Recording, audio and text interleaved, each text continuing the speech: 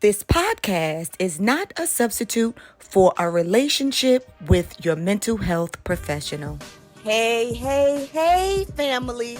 Welcome back to another episode of the Mental Health is a Lifestyle podcast with your girl, Andrea Wise-Brown. And today, family, I have someone special for you to meet. But before I introduce her, this is what I need you to do. If you just happen to stumble upon us, I would love for you to join the family. And all you have to do is just click that little button and subscribe to the podcast, like the podcast, share the podcast. And if you feel froggy, then jump and put a comment down under the podcast. Come on now. It doesn't cost you anything. It's so easy to do.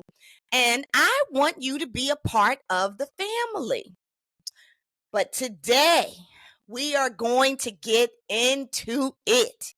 So now, ladies, we are talking about bodies, body image, losing weight, gaining weight, plateaus, everything that has to do with your body.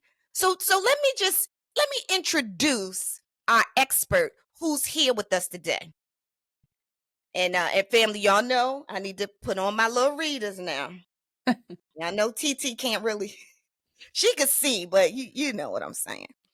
Okay, so our expert here today is Christina Hathaway. And she is a licensed therapist and founder of the Mindset of Matter, where she helps high-achieving women stop the cycle of dieting, overtraining, and self-sabotage. After years of battling perfectionism and body obsession herself, Christina built a method that combines mindset, biology, and nervous system healing to help women feel strong, confident, and in control without relying on willpower or restriction. Hey, Christina, I'm so happy that you're here. Thank you. I'm so happy to be here. I love that introduction. So I would like you to follow me around everywhere I go in my life and be like, this is who she is. And honestly, after meeting you, I think that I just might do that. I think we get in way too much trouble, but that's okay. I love it. I love it. So you know what? In my little introduction of you, two words that stood out was the lack of willpower and control. So what I do know, as a high achieving woman, and I am a therapist also, and I know this is a quality that a lot of high achieving women have, is they love to be in control. So I love that you say that, there's a part that you can literally relinquish control. And then I know the whole thing of me and my diet and past, but thank God I am in recovery of dieting, and it's been some years now. But that whole willpower thing, that willpower thing will make you feel so bad about yourself. Is willpower even a thing, Christina? So I truly believe willpower, could it be a thing in other areas? Sure. But honestly, what we need to look for is what we can be consistent with. If we're looking, when I think willpower, I think white knuckle, like white knuckling my way through something. And I don't want to live my life white knuckling forever. I want to live my life, balanced, right? I want to live my life in peace for the majority. And when I think willpower, I think that kind of, I'm just holding on until at this end result. So could people do that? Yes. And do people do that? Yes. But that's why we end up gaining the weight back, or we lose the weight and we still don't like the image we see because we haven't learned the steps along the way we're just white knuckling kind of tunnel vision to the end result. And that is incredibly detrimental both mentally and physically, as we know. I don't know if you know this, but 95% of people gain the weight back after they lose it, and 1/2 to 1/3 gain more back. Mhm. That Yeah. is 95% is telling, right? And I think it's because we have this concept that willpower is going to get us through, and actually it's the actual issue that's keeping us from a healthy, sustainable life. Oh my gosh, I love that so much. And over the years, it's with some of my clients, I've kind of helped them with eating disorders, and one of them being binge eating Mhm. disorder, and that was something that I suffered from some years ago. And it Mhm. was tied to emotional eating, right? Which Yep. through my childhood trauma, food became my friend, and I really started using food to numb me from feeling because I felt out of control. Okay. Right. However, thank God that over the years, I yeah, I really gained a healthy relationship with food. And it was literally when I stopped dieting. Right. Yeah. So if we think about majority of diets, they are restrictive in some form. And what we're seeing in regard to why people binge or emotionally eat, oftentimes it starts because of this restriction or what we call deprivation. We call it binge eating, we call it emotional eating, but if we actually look at the behavior that leads up to it, it's deprivation eating. Because I eat this very quote unquote clean, I might even skip meals, but can I cuss on this podcast? I don't know. So go ahead and cuss. Your ass is hungry. Your ass is hungry. Okay. Cause you're supposed to eat. And Do that. then you're not eating. You're not eating. Your blood sugar is like doing this. It's all dysregulated. Your body's like, I need food. You get in front of the food. And when you're that deprived, you want Mm. fast burning carbs, Mhm. which is your high processed carbohydrates, your cookies, your chips, your cake, because your body is looking for quick energy. Because remember, food is energy, right? And so deprivation or being in these restrictive diets tends to lead to emotional eating and binge eating. However, there is also that aspect of us from our childhood and trauma, how we perceive ourselves, but more importantly, how do we perceive others see us, and how do we need to present for approval, love, connection, safety. And so if we take those two things, right? Say that in childhood, I learned that my appearance was important for me to receive love. Mm. In society, I'm going to look at commercials and, these twiggy girls running on the beach in the hydroxy cut commercial, and Mhm. everyone is praising before and after picture. I'm going to think, okay, I need to go on a diet. Then that diet being it's depriving you of what your body needs. And, I'm going to then eventually emotionally eat. That's going to give me a sense of soothing, not just from the trauma and the emotional side of things, but also soothing from just being hungry. Because if we think about food, like that's the first thing we use to soothe in our lives when Mhm. we're babies, Mhm. That's right? right. Pick up, Mhm. feed, calm Mhm. down. So it's very intertwined. I can probably go on and on and on about all of it, and we'll talk about it. But Mhm. I truly believe that when you stop dieting, like you said, that is where you actually start realizing, wow, I was doing this all wrong. Yeah, I totally agree.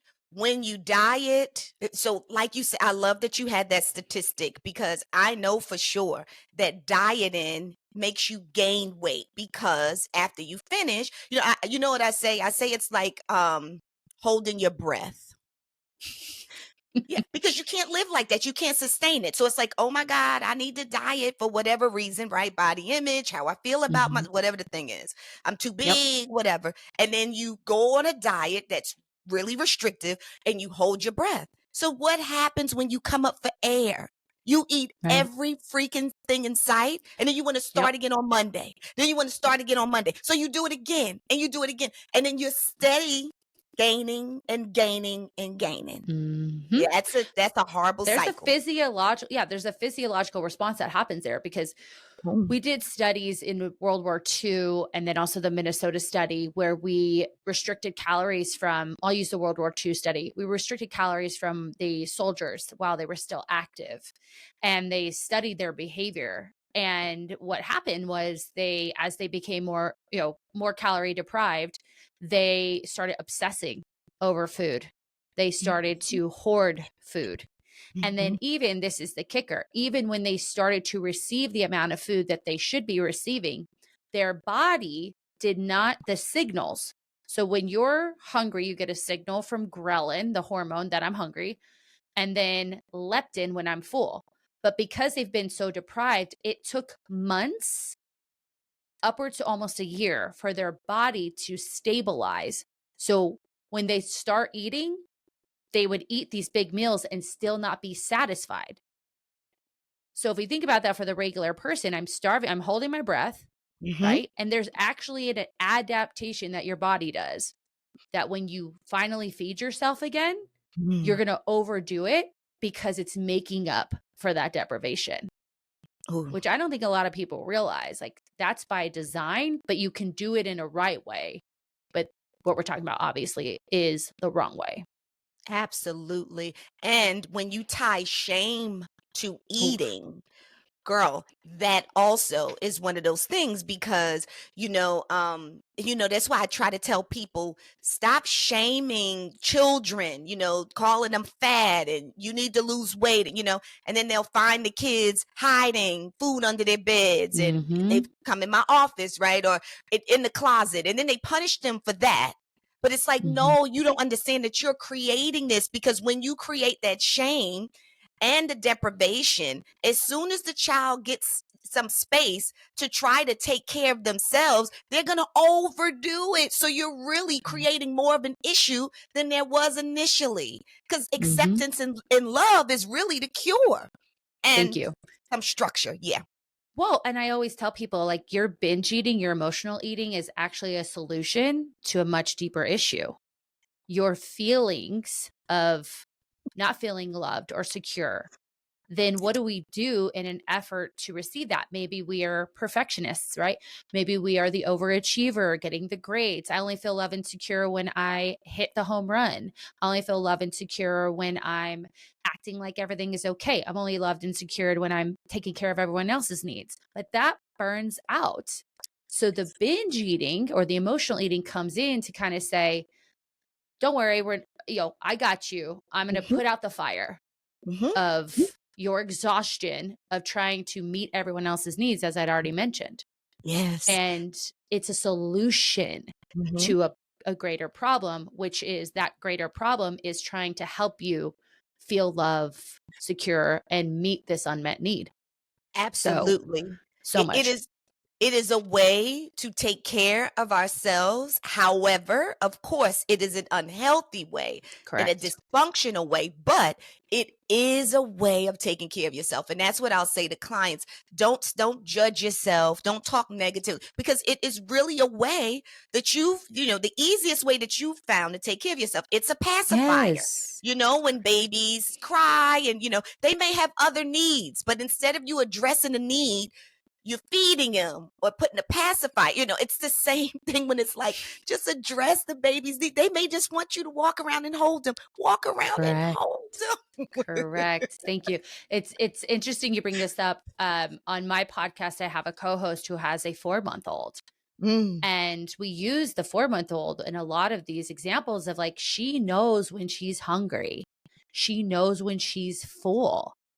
It's only until someone tells you differently, like the shame of, you're full, you don't need to eat much, because the parents projecting their own body image struggles onto that kid, right? And then that whole cycle begins. Yes.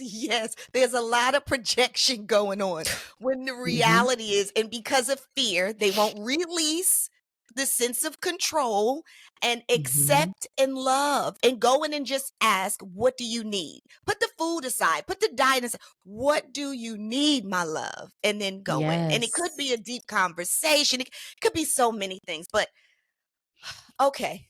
So here we go. I'm supposed to say it's over now. The podcast Right? is over. And that's that.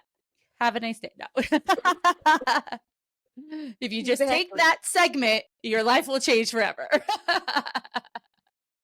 I love it. Right. That's right.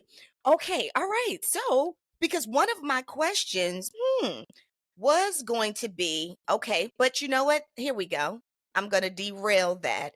And I'm just going to start off by saying, what are your thoughts on women and body image? Mhm. My thoughts is my slogan. What you say in your mind, you see in the mirror. Sink it in. Let it sink in. I'm going to take What you it. say in your mind, you see in the mirror. Mhm. Because I have seen, and you have too, I'm sure, in your practice, people be incredibly thin and see an image that is not that.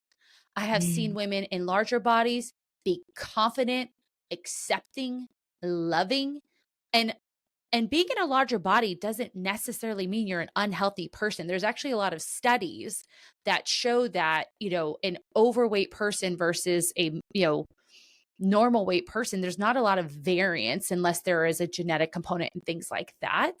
So, that's that aside, right? You have people who have a very secure relationship and belief about themselves. So I truly believe body image is just our feeling about ourselves projected onto our image. So Mhm. if I believe I am worthless because my parent has shamed me, because I have, had to earn love, because I couldn't just be accepted for who I am. I always was minimized or invalidated. Then I'm going to feel that way about myself. I'm worthless. I'm not good enough. And I'm going to project that feeling onto my own image. And societally, we're seeing that, right? We have all of this noise that you're not good enough and you need to change yourself. So I already don't feel good enough inside. That's the belief I have about myself. Society's telling me, well, in order to be good enough, I need to change the way I look. And then just becomes this tug of war cycle where if I'm smaller, I think I'm better. I think I've resolved it. But really, it's all tied to an external thing, which is the way my body looks and is perceived by others. But at a certain amount of time, and I've seen this, people lose weight and they stop getting the compliments. So what happens if your worth is tied to the compliments? You're going to start feeling not good enough, right? And it becomes that tug of war when really what it is, well, and I'll say this, people tend to try to change the behavior. They keep trying to change the body, keep trying to change the body, diet, diet, diet, but they still don't like what they see. That's the behavior. Well, we have to change the beliefs. If we change the beliefs, we can change the behaviors and how we treat ourselves, which changes the outcomes, which then only makes us feel good or bad, exacerbate, if you will, our beliefs. Whereas our other gal over here, who has a strong sense of self, her motivation comes from within. Her worth is inherent. She has a strong, even spiritual connection. I think that's really important. She sees herself as a human, a woman, someone whose body is powerful, that creates life. She might still have struggles. It's not that people are walking around in this perfect world. They're still going to have struggles, but it's not going to derail her or cause her to be in these really extreme cycles as our first example. Oh, that's good. That's good. So body image is tied to how we see ourselves, which is way We deeper than think what we look like. Yeah, no, that's correct. good. That's Mhm. good. That's good. Okay. So let me ask you this. So do you believe in dieting? Okay, that's a great question. So in my program, we do help women lose weight. Mm-hmm. However, what we want to do first is educate, right? I will not put someone in a calorie deficit. So, for your listeners, in order to lose weight, there's a difference between losing fat and losing weight, because people will lose weight on a scale, but it also could be muscle, and we don't want to do that. But we'll talk about that. In order to lose weight, we need to eat less than the energy we burn in a day. That's what we call a calorie deficit, right? And what we burn in a day is not the amount we see on the treadmill or we see on the watch. There's so much more to it. There's a lot more, many more variables, and we have a guesstimate based on your activity level, the exercise you do in a day, your age, your height, your current weight. And then if you have even more data like your body fat percentage, lean muscle mass, it gets us a little bit closer to how many of those calories are, but we guesstimate, right? And so I will not put someone in a calorie deficit if their foundation is not strong. Meaning, if they have a lot of those negative beliefs about themselves that we just talked about, and we need to undo some of the rigid rules they have around dieting before I want to put them there. Because if I just have someone come in and put them in a calorie deficit as is, they're just going to repeat what they've already done. Absolutely. Right? And so we want to do something different. Another thing I want listeners to know is, people are always looking for that like one thing: keto, intermittent fasting, carnivore diet, this, that, the other thing. What those all have in common is they put you in a calorie deficit. That's it. Carbs are not bad for you, right? Fat doesn't have some sort of special fat, and here's a little tip. Sorry, guys, if you hear my doctor. Here's a little tip. Carbohydrate. What's the last part of that? Hydration. So when you see people lose weight on a keto diet, it's because they're losing water weight. For 1 gram of carbs that you eat, you hold 3 grams of water, which is not a bad thing. We need that. So when you see these people go on keto and you see that weight loss initially, then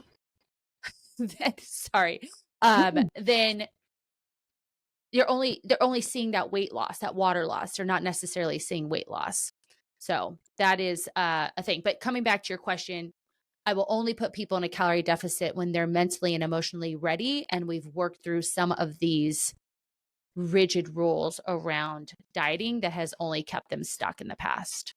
So something that you mentioned, you said intermittent fasting. So so let me just tell you, in full transparency. So as I told you, like I'd stopped dieting years ago. And I kind of work out probably 6 days a week. Nothing really strenuous, but there's a balance between. I'm obsessed with the treadmill. It's my shit. Like it's my thing. I do it in the morning before I work. Like it just does all the things for me. And I prescribe exercise for all clients. I don't care what you're eating. I want you to exercise. Love that. Makes you, yes, it increases intelligence, all the things, right? However, I will say this, that when the pandemic came, okay, and I was eating more than burning off, right? Even though I would go walk for miles, but you can't walk off everything that you eat. You can't outrun what you put in your mouth, right? Well, and you can't, your food needs to be used for things that are beyond gaining fat too, so there's that. Sorry, go ahead. Oh, no, that's good. I'm listening. That's good. Okay. Let me just say, so I put on probably, I don't know, maybe 15 pounds during the pandemic, like within that time. And then after the pandemic, right, I go back to working out and all those things, and I could not shake it because I don't diet, right? But it was just something about, I just couldn't shake the weight. And I was accepting my size. It was fine, but I just couldn't shake it. Anywho, I was listening to a doctor one day, and she was talking. Male and so or female? She was a female. She was a Okay, got female. it. Okay. Mhm. And she was talking about the intermittent fasting, right? Then I Mhm. started doing some more research on fasting and the benefits of just fasting, of letting your stomach just rest, right? Letting your Mhm. stomach rest. And so I said, you know what? I'm gonna lean into it. Let me just lean into it. So I would Mhm. start off with 10 hours, which was easy. And then it Yep. kind of went a little bit longer to 12 hours. So for the most part, it's what I do. It's what I do. Mhm. So, if I stop eating at 10 o'clock the day before, I won't eat until the next day at 10. Sometimes I go even longer than that. But I listen to Mhm. my body, right? I listen to my Good. body. I'm not, and I guess it's just used to it now. So I don't get hungry. I honor my body Mhm. and I listen to it. But I'm just saying, it has worked for me. And Mhm. I love it. I love it. So are you telling me now that I shouldn't be doing this? No, so a 12-hour window, 10 to 12 hours is actually a sweet spot for women. Okay. Well, if we do go over that, it could be seen as a stress on the body, Mm, which a lot of intermittent fasting research, I'm glad that this was a female doctor, but a lot of the research has been on men. We didn't mm, allow women into health research around health until like 1997, mm, because we didn't want to cause birth defects. We have too many fluctuating hormones, but we are applying the same outcomes of this research on men to women. mhm. We are not men. That's So right. 10 to 12 hours, sustainable, right? Um, that window of when we are eating, there's enough Mhm, time to get in what we want to make sure is we're getting in our macronutrients, right? So enough protein in our mhm, system, mhm, right? Enough carbs. Fats are important, especially for hormonal health. mhm. So that is a bit more sustainable. I don't have a this works, that doesn't work. What's going to work is what's sustainable for you. Yes. And by cutting it down, you're saying, oh, you are technically eating in a smaller time frame, so you're probably just eating a bit less, Mhm. right? Yeah, And 'cause that is putting you in a calorie deficit. Or Mhm, if you're maintaining your weight, it's helping you just you're eating as much as you're burning. That's what we call maintenance, right? Because we mhm. shouldn't always be in a deficit. We should actually be in a That's right. deficit very little amount of time, and maintenance majority of the time. Yes. Yes, no, I totally agree. So in doing so, that 15 pounds, probably 12, came off. No big Mhm. deal. And now I think that I am maintaining, and it's just my Love. thing. It's really comfortable for me. Yeah. And Mhm. yep, and I do the whole thing. I do my carbs, I do my protein, I eat Good. everything. I eat everything. I even stuff that Same. somebody would consider to be bad, but I do, but I Mhm. just do it within that window. And I don't know, I like it. So, okay, I'm Mhm. glad to know that that's healthy. Yeah. Well, I mean, again, and the people listening, that might not work for you, Got it. right? Your body may need to eat first thing in the morning. I have Mhm. 2 meals, 3.5 hours from each other, and I wake up at 4 o'clock in the morning. I have a meal.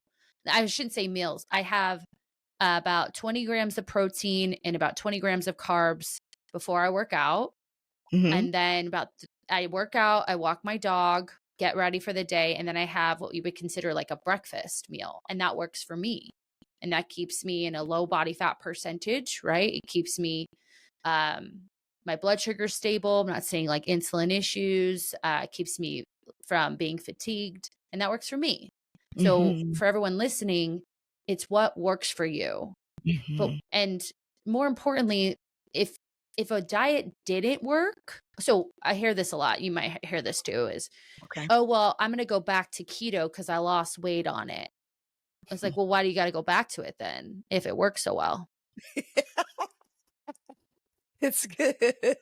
It didn't work because you couldn't maintain it, you couldn't sustain it. Whereas for you, Mhm. this is sustainable, and that's the difference. What can I sustain? Yeah. So, just wanted to throw that in there. No, I love that What is sustainable? I love that. For Mhm. all of the listeners, don't be extreme. Lean into No. any kind of changes, and it's about sustainability. I love that, which is why literally I can work out 6 days a week. But I Mhm. started off by doing things that I like to do. I love the treadmill. So even if I didn't add weights in for years before, if I just did that treadmill, like it was, I did what I like. So you may like the bike, Mhm. you might like, I don't know, jumping rope, like whatever the thing Mhm. is, do what you like so that it can be sustainable. Yes, I Right. love that you keep saying that. That's good. Yeah, I will share the Yes, one thing that please. will help you reduce all-cause mortality, help you increase bone health, help you to be more independent throughout your life, help you have a shapely body. Strength training. Yes, Strength training for women, 2 days a week, full yes. body, and we want to lift heavy weights. Mm, This is where women get it wrong. They want to stick with their like 3 pound. Think of as a therapist, okay? So okay. when we're teaching someone Mm-hmm, coping skills, we're teaching them to adapt to stress, which mm-hmm. ultimately is going to make them stronger mentally Yes. in a stressful situation. That is what resistance does to your muscle. It Mm-hmm, will, you put resistance on it, and if you're doing enough, it will stress the muscle. Okay. mm-hmm, Then in your recovery, where you're sleeping, resting, mm-hmm. you are going to build that muscle stronger to adapt to that stress. And that's Mm, how we build strong muscle. So when we're doing just these like 2, 3 pound weights over and over again, or never really increasing our weight, that's where we have an issue. But so there's so much research on strength training for women specifically from yes. a mental and physical standpoint. It helps reduce osteoporosis, even in perimenopause, which I am currently in. Mm-hmm. I do not have an issue with visceral fat or fat around my belly. It helps to increase your metabolism. Muscle is an incredibly metabolically charged tissue, and so much more. So just wanted to throw that in there. No, I love that, and I do that. I go back and forth between, like, today was my leg day, so I kinda do legs Yes. and glutes today, and then Yep. probably in 2 days, I'll do upper body with my arms. Yep. Love it. Um, no, I love it, but you know what? I have a question. This is good. Hmm. Now this is where I have an issue, where I don't feel like I'm doing the right thing. However, I did some research, and I think I didn't want to know the answer, but I'll ask you. 'Cause I'm gonna I'm gonna be strong enough to listen to the answer. Okay. Okay. So, I'll be nice. I do this 12-hour fast. But Hmm. let's say I go to the gym before I break fast, right? So years before, in my younger years, I knew that before I worked out, especially muscle training, I needed to eat something or drink, even if it was something small, to feed my muscle so that I didn't break down my muscle. Okay, that was Hmm. what I learned years ago. But then after I started the whole intermittent fasting thing, I learned that when your body is in, I guess, ketosis or whatever, right? When you fasted, this may not be true, don't know, but it said that like you don't need to eat before you lift weights. So I want to Hmm. know in the morning because I feel like I could drink a protein drink, a little shake, but I'm Yeah. like, I don't want to break my fast before I Right. hit the muscles. So tell me, do I need to eat something or drink something first before I hit those muscles or not? Am I okay? Okay. So again, it's really about, for some people, they get nauseous if they eat before a workout. With eating before a workout, you're, like you said, you're basically priming the body to, use that energy to help build the muscle. Mhm. So there are benefits to it. And Dr. Stacy Sims, that's one, I'll send you some of her podcasts. She is adamant you need to not do fasted training. However, as someone who's helped thousands of women all over the world, it's truly about what feels good for you. I Oh, know the answer is going to be repetitive in this podcast, I've seen women I recently just started Mhm. this eating before. I was just like you. I wasn't doing it on purpose. I would have coffee, which would ultimately curb my appetite until after my workout. Mhm. And I'm testing this for myself because currently I'm in what we call a bulk, trying to build muscle, right? Okay. So it's Mhm. hard for me to eat as many calories as I'm eating in a day in the meals that I was having prior to adding that pre-workout meal. So it just helps me get some more calories in.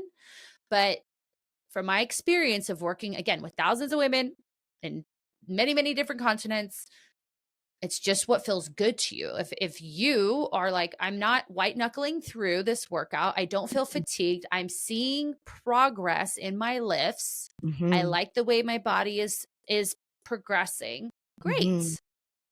If Okay. you're someone who is hitting plateaus in your lifts, we're not seeing yourself getting stronger, then adding Mm. in a pre-workout meal is beneficial. And there's camps out there. People get very campy of like, Mhm. no, it's this way. No, it's that way. I'm going to look at who's in front of me every time I coach someone. Or, Mm. let's see, let's do this for 3 weeks and see how you feel. Let's look at your data because I have an app for my program. So when we design all the workouts based on the client in front of us, what equipment did they have? What time did they have? What is their schedule like? Um, do they travel a lot?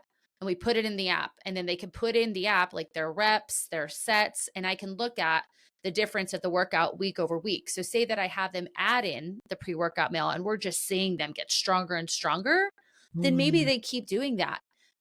But if there's no reason to do that because I can still see them get stronger and maybe Mm. they do it fasted, then we don't do that. It's always about who's in front of me and the symptoms of how do they feel, right? Okay. So, yeah, does that make sense, that last part? Listen, it makes sense. It makes sense what you're saying. I'm gonna just follow up by saying, so biologically, because some doctors will say, right, and some research will say that when you work out, when you lift weights and you don't feed the muscle, then you're Mhm. tearing the muscle, right? Like you, Well, so you're what you're, always tearing the muscle when you weight lift. Mm. That's how Okay. you yeah, you're always tearing the muscle when you weight lift, when you have enough resistance, and then the rest period builds it back up. Really, Okay. it's about so Dr. Stacy Sims, and for y'all listening, I'm going to paraphrase this. She is a researcher and she researches women's health. And she says that after a certain amount of fasting and fasting during a workout, Hmm. that our bodies, especially women's bodies, will tend to go after its muscle as its fuel source, which is what we don't want. That's right. There you go. Okay. Yes. Yeah. So it uses that muscle as fuel, which is ultimately calling what we call sarcopenia or being under muscled, which can, like I said, cause mortality. Like you don't have enough muscle in your body, you fall down, you're probably going to be out of commission, like done Yeah. within a year, especially as you get older. Um, Right. so that is from her research, and her Okay. research is newer research around this. Okay. So that's why I started incorporating it into my routine. Gotcha. But I will say, for me, I'm not necessarily seeing a difference in my Uh, lifts Got it. between when I did it fasted and when I'm doing it now, other than it helps me get in all these calories that I'm trying to eat in this phase of my training. So, Mm. Okay. Okay. yeah. So I think I've decided on what I'm going to do. And I think that maybe just on the days that I lift, I'll just drink a little bit of my protein drink. Mhm. That's what but in You my can even head, what she says to do is make a protein coffee. Like she does 2 shots of espresso with some I think she said a protein like a scoop of protein powder. I don't know what she uses to mix it, maybe milk. And she makes it the night before and that's what she drinks. So she's not okay, even eating. Mhm. I got you. Well, yeah, I'm not gonna eat. I actually have it's these protein drinks that I like by Owen. They've Mhm. sponsored us before. And Oh, so I love. can kinda drink, yeah, so I can kinda drink some of Mhm. that, just not the full thing, and that's what I'm going to do, okay? Because I got to Yeah. save these muscles, okay, Christina? Girl, After listen. If I leave here and that's all that anyone takes away is save those muscles, baby. Save them. It's so important. then we did a good job. Yes. Okay. So, here we go. So what are your thoughts then on the new weight loss drugs? I love this question. Okay, Mm. here are my thoughts. Come on. So, based on research, there is a lot of incentives for someone who is in a larger body to use these drugs for a variety of reasons. They can help reduce inflammation, they can help with blood sugar regulation, they can help with the hedonistic part of your brain in calming down what we call food noise. And obviously, they put you in a calorie deficit. They slow gastric emptying. So let me go into my yes, this is great, but Okay. two things. So, number one, I would say to someone listening, I want you to try this first. Okay? I want you to try to track what you're eating currently. Okay? And I want you to see how much protein and how much fiber is in your diet, right? And how many calories you're eating. Because if you are gaining weight, we're eating in a calorie surplus, right? Or we're eating in a way that's causing inflammation, or there's a combination of variables like stress, our hormones, plus our lifestyle that is causing our bodies to be this way. So track what we're eating. You can use something like MyFitnessPal. You can even just write it down in a food journal, right? How much fiber and protein are we having? ChatGPT is a great place for this. Tell Mm, it what you ate. I had a half cup of rice. I had 4 ounces of chicken. Da da da, and it'll just be like, "Boop, this is the amount of this. This is the amount of this. This is the amount of that." It's wonderful. come on. Then, yes. Then what we want to do is most of the people that come into my program, they're not eating enough, and they're also not getting enough protein or fiber in their diet. Why is that important? Now, obviously, protein is important for muscle growth, but also protein and fiber together at each meal is a great hack to slow gastric emptying. Mm, Okay. So if I can get it from my food, then I can almost mimic what these GLP-1s are doing. The other thing to do is if we're eating enough, we this is full circle, then we're not causing that deprivation, which causes food noise. This is what these GLP-1s people say it calms them down. When mhm, really, if we look at the etiology of food noise, as we already talked about, it's from consistently being in a deprivation state while eating, the body adapting and obsessing about food. Then we put the shame, the good, the bad foods, right? Throw that in there, mhm, right? And we're just like ruminating. And so if I eat enough, mhm, it helps with that. But also let's do some work on that. Let's do some mindset work on that, mm, right? mhm. So I would like people to try these things first. And I hear this all the time. Oh, I tried that. I went to a therapist and I went on a diet. I'm like, what did your diet look like? Oh, I ate 1,200 calories. Okay, you're 230 pounds, 5'7", and you're eating 1,200 calories. That's not even enough calories to like be sufficient for a fourth grade boy, let alone a grown ass woman, right? That's not it. Then they go Right. to the therapist that doesn't have specialized training in something like food and body obsession, right? So I would say for people to try that first, and it's probably going to be less expensive. So that's that. Um, and number two, if you are going to do it, there are people in my program that have been on it. We don't have anyone currently using it. And if we're going to do it, our lifestyle still needs to change. We Mhm, need to make sure that we're getting enough protein in because we don't want to lose muscle. I will repeat that over and over again. We want to strength train while we're on it. Because if we mhm, don't do that, we're going to end up skinny fat.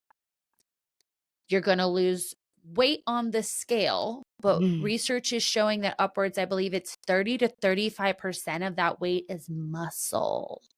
So mm-mm, now we're a higher body fat percentage than when we started. So you're mm-mm, smaller, but your body fat percentage is higher. You lose your mhm, butt, you lose your boobies, you lose your mm-mm, curves. You're mm-mm. just this kind of Got it. flabbier version of yourself. So we want to make Ice sure we're cream. getting enough protein, and Mhm, resistance training if we're going to do it. Then also, as a therapist, if mhm. we have this ability to calm the food noise, let's figure out why it's there in the first place. Where'd it It's come good. from? Yeah, Right? What yeah. how are we handling emotions without the food noise? Do we have the coping skills to handle emotions? How do we Mhm. see ourselves? Because that stuff doesn't go away. Your That's right. negative self-worth doesn't go away. Emotions don't go away. So now That's we right. can do the work on them without this constant rah, rah, rah in the background. So Mhm. those Yep, are my and I'll thoughts. add yeah, no, I love it, and I'll add to that and the habits, those habits, right, Yes. don't go away, so you need to work on those, and it's like as soon as you stop taking those pills, because 'cause you'll have to take them for the rest of your life, Mhm. and this is Correct. we aren't judging anyone or shaming anyone. Because for me, I've done it all. Everything that there is I mean, I haven't done this last ones, but some years Mhm. ago, there was, I think Fin was out, Yep. and I was on the Fin train. Oh, yes. I was like almost Mhm. literally about to faint every day, but it didn't matter. And my nerves, my hands were shaking, but I was still taking that Mhm. Fin every day. So I Mhm. have been Right. here. So this is not about shaming or judging, right? But it's just about Right. educating and empowering you. And I think that Absolutely. just trying to sustain a healthy lifestyle, i.e., mental health is a lifestyle, to sustain that will help you because when the pills go away, then what? When you stop taking it, Mhm. then what? All the other stuff comes back. And that's just my Correct. concern. Yeah. Mine as well. And we are seeing, again, there are great benefits, especially with someone like with PCOS, which is Mhm. polycystic ovarian syndrome, with someone with insulin resistance. It can be a tool in your toolbox, but is not a magic pill that doesn't exist.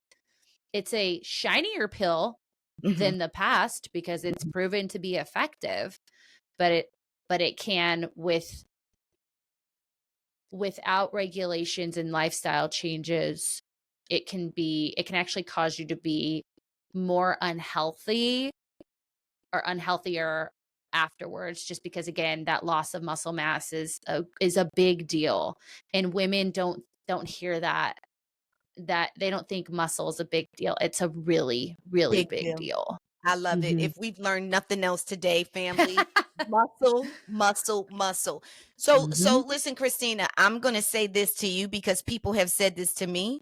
And I am not a medical doctor. So even though I may believe something different, I I I'll just say it now. I may believe something different, but this is their story. Some people say, I just can't lose weight. Like no matter what I do, I just can't lose weight. Number one, is that true? And if so, why is it and you've worked with plenty of people. So do you Mhm. have people who show up and you've done all of the things and yet they say that they're doing exactly what you're prescribing, but yet they cannot lose weight. Is that true? Yes. Okay. So, I have had clients who we are working in a calorie deficit or strength training 3 times a week. They're trying to get in their, whatever step count works for them. We will say 6 to 8,000 steps, but we're not seeing the scale go down. What we might look at, though, because I'm a coach, is, well, what else is happening? Oh, your waist measurement went down half an inch. Oh, you're lifting heavier. Oh, you went on an Mm, airplane and you're able to put your suitcase in the overhead bin without asking some man to do it for you. Oh, you have more fatigue. Oh, you want to have sex with your husband. So the scale didn't go down, but mm, look at all these other areas that improved, mhm, right? The scale is one piece of data that I could get on the scale right now and be 3 pounds heavier than I was this morning. And It I'm is sure that would piss you Go off, ahead. but go ahead. I said, and I'm sure that No, would piss you off. No? no, because I've eaten. I've had Because water. I don't get on the scale, but go ahead. Smart. And I would I tell don't. people, don't do that. I do not. So but what happens usually is without guidance, they see that plateau and what do? They say, well, this isn't working. And right. That's right. Absolutely. And then we gain weight. Yes. Then we gain weight. It's that all or nothing mindset. It's the allowing that number on the scale to determine your effort. Mm. Whereas if I just told you 7 things, no one knows what you weigh, but if your waist gets smaller, they're going to see that. If you have a snatched waist and you didn't before, you may weigh the same exact weight. So you take a 200-pound, 6-foot man, easy, who's 10% body fat versus a 200-pound, 6-foot man who's 20% body fat. They are going to look drastically different. Drastically different. The 10% is going to be very lean, to have all the, right? That's important. So if we hit plateaus and we're allowing them to dictate that we're not good enough, and then we go back to eating whatever, giving up, that's actually the thing that's causing you not to lose weight. Then also being honest with yourself. I have a client, I love her. She is amazing. She is doing all of the things, the training hard, the protein, but she struggles with her relationship with food. She is a caretaker. She is a remarkable woman, but uses that food to soothe, but sometimes forgets that. It's like, I don't understand why I'm not losing weight. And I'm like, well, how many weeks have we not gone into a binge? And now I have her actually working in attuned eating. So more just listening to her cues, like you're talking about, listening to her body cues, because like we're talking about the ghrelin and the leptin. The ghrelin tells us when we're hungry. Leptin tells us when we're full. One thing I want your listeners to hear is you won't stop eating when you're full if you don't start eating when you're actually hungry. That's right. That's why makes so much sense. Go ahead. Right. If we don't get that cue from the body, we're not going to get the cue from the body to stop. Right. Yeah. And so if we are like not being honest. Oh, and another thing, it doesn't have to, people think it's got to be this like binge where I'm just sitting there with like cakes and cookies in front of me. It's like, no, you having that little bit of this cheese that you had, like, because you're making your kid a sandwich, and then you grab a couple of their goldfish, and then when you're putting the peanut butter on, you lick the spoon, you have a couple of the nuts, seeds. Good. That adds up. Your calorie deficit is 300 to 500 calories to lose half a pound to a pound of weight per week. It's so good. 300 to 500 calories. It's and so if I'm good. just doing, take myself right out of that calorie deficit. It's so good. I have a friend, and I'm laughing because don't we all? And she loves to say that she can't lose weight, and she also loves to say that she hasn't eaten anything today.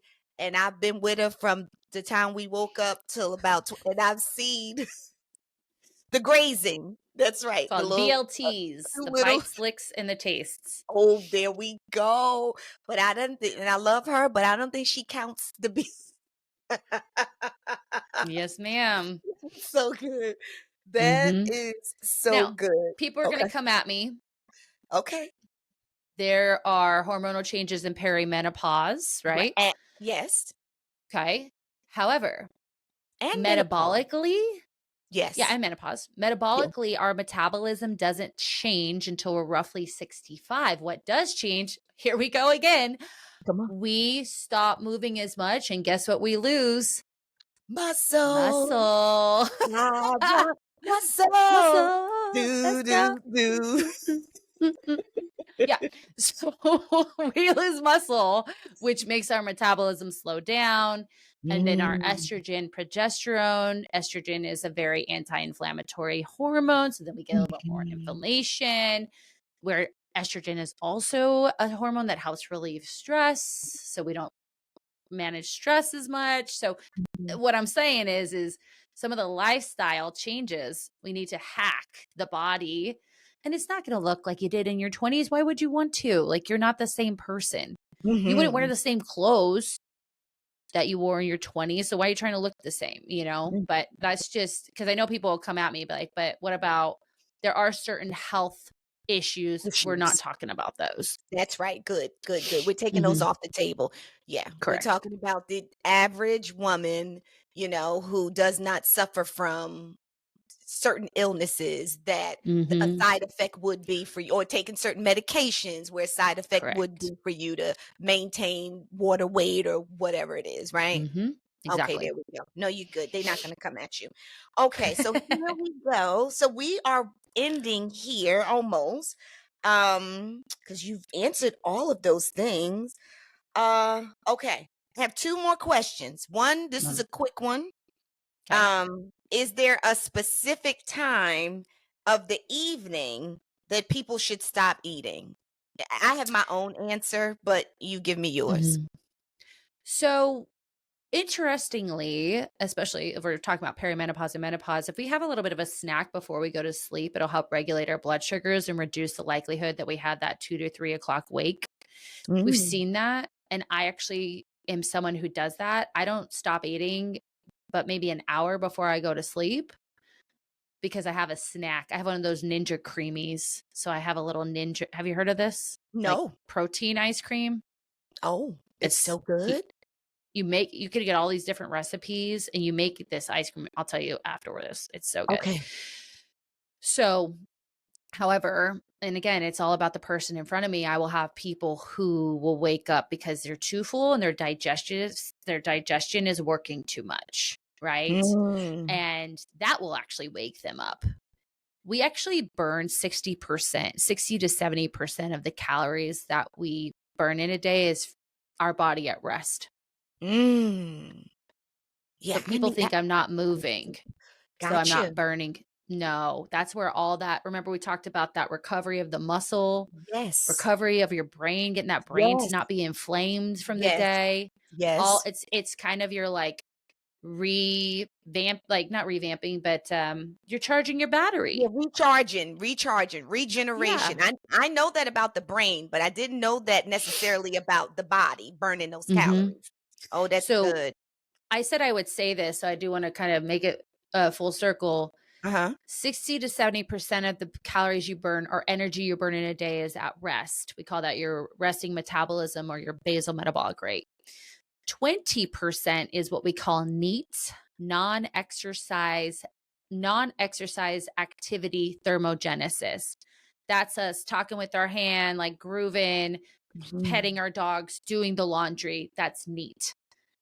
That's about 20%. Non-exercise, or I'm sorry, exercise activity, planned exercise is only about 5 to 10% of the calories we burn in a day. And then 5 to 10% of our calories are burned through digestion because our body does use energy to digest food. So I think that's also important to know. No, I do too. I love that. Just teach me. I love it. I love it. I love it. I love it. Okay, so we have all of the tools. You've given us everything, and I love it. Christina, you have been amazing. This is the last question. Okay. How do people stay motivated? For me, it's my thing, and for Hmm. you it's your thing. Hmm. However, for people where this is not their thing and this is going to be new for them, and they're going to listen and they are really going to try to build these muscles, and they're going to have some exercise, a sense of self-acceptance. They're going to go to therapy to work out their issues. They're going to start to learn They and could come love work with me. themselves. Yeah, they're gonna come work with you. Yes, and make sure you give your Yes. information. That's right. They're gonna come work with you. No, you better say it. That's right. Yeah. But how do they stay motivated outside Great. of continuing to work with you? Yes. creating true confidence. And I'm going to tell you how to do that. When someone comes to me, I say, okay, you've been trying to do all the things. You've been following someone else's exercise program that obviously doesn't fit into your life because you're a mom, you have a career, you have a partner, you've got dogs, you've got parents who are getting older, you have a social life. You can't work out, 7 days a week, right? Which we shouldn't be doing. But anyways, what can you do? I want you to think about your worst week. So when they come to me, I want you to think about your worst week. You have a deadline. One kid's homesick. The dog is throwing up something green and your partner is out on business. What do you know you can do when it comes to movement? So movement is different than exercise, right? So this is like walking, exercise, and nutrition. And it may be so simple. I'm going to have a color on my plate, right? I'm going to walk 10 minutes after each meal. And one day a week, I'm going to do a 20-minute workout. Great. And then we do that each week. And if we want to do a bit more, great, but that's our minimum. And as we continue to be consistent, what happens? I build confidence because before I tried to do it and I failed. That's not confident. You had false confidence that you could do it that way, but that way doesn't fit into your life. So then 4 weeks in, I'm like, okay, how are we feeling? Like, and usually my clients tell me this. I don't even have to ask them. They'll be like, can I add another workout? Of course you can add that workout because they're feeling it. They're like, okay, I can do this. And then we keep doing that. And we're not going to just keep adding and adding. Somewhere we're going to find our sweet spot. And then we'll have a plan maybe for when we want to get a bit leaner. Maybe we have a trip. We're going to maybe turn the volume up, right? When we don't have the trip and we want to sustain, we're going to bring that volume down, right? And we just kind of live in this confident place, which when I'm confident about something, I'm probably going to be more motivated to do it. But it's when we try to fit a square peg into a round hole called your life that you have false confidence, you feel like a failure, you don't want to keep going, and you don't have motivation to do it, or when it's extreme and tiring. So that is my opinion on keeping motivation. Okay, it sounds like build your confidence first. Okay, so Christina, I thank you so much.